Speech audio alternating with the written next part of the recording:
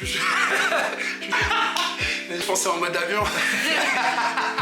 Salut tout le monde, c'est Jean-Yves Besson, aka JD, originaire de Majanga, tu connais, et vous regardez le mode portrait de Namana Studio.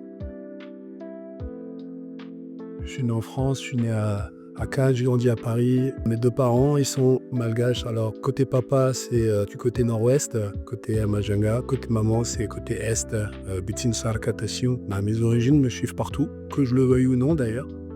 Mais en général, je le veux. Je suis très très fier de mes origines. Je suis très content à chaque fois de pouvoir parler de Mada. Surtout que j'ai la chance de pouvoir bouger un petit peu partout. Quand on sort de la France, en général, Madagascar, on n'en connaît pas grand-chose. Quand on va par exemple dans les pays du Nord, côté de l'Amérique du Nord aussi, Madagascar, ils connaissent pas. Ils connaissent le dessin animé, ce qui m'énerve à chaque fois.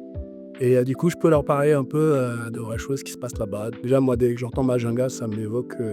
ça me fait quelque chose de particulier. Ça me rappelle toute ma famille, du côté de mon père, tous nos moments passés en famille là-bas. Moi, quand je pense à Majanga, je pense à ça.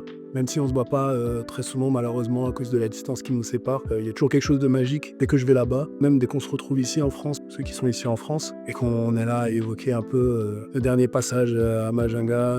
C'est beaucoup de nostalgie, mais beaucoup de sourires. Mon père, depuis qu'on est tout petit, il nous parle de Majanga, il nous parle des oncles et tantes qui sont là-bas. Il y avait un papier, il me faisait réviser en fait. Là, il y a tes deux tantes, ensuite il y a moi, ensuite il y a ta tante, puis une autre, etc.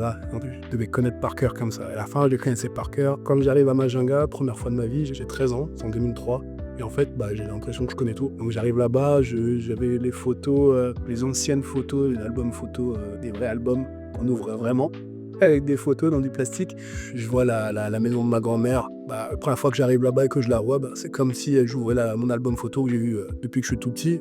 Je suis pas perdu. On est au village d'Ambourville et en fait, je connais tout.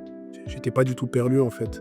Bizarrement, c'est mes premiers souvenirs de Majanga. J'ai l'impression que je connaissais déjà tout. La trotte freestyle, comme n'importe quel sport freestyle, c'est fun. C'est juste fun. Donc forcément, même si tu tombes, tu vas avoir envie de te relever parce que tu as envie de ressentir ce fun que tu ressens dès que tu mets une nouvelle figure. Ça a à la fois aucun sens et ça a à la fois tout un sens. En fait, dès que tu mets une figure, t'es content, tu ressens de la joie. Il y a toute une énergie comme ça qui fait que tu as envie de te relever et tu as envie de continuer.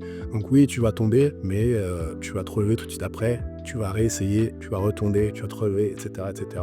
Puis dès que tu vas mettre la figure, tu vas recommencer encore.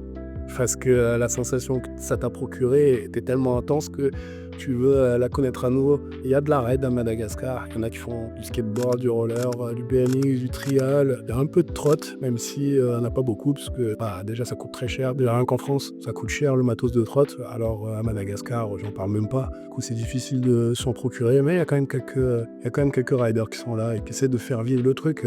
On est au tout début parce que ça va mettre du temps à arriver. Il n'y a déjà pas beaucoup de skateparks, mais il y en a de plus en plus.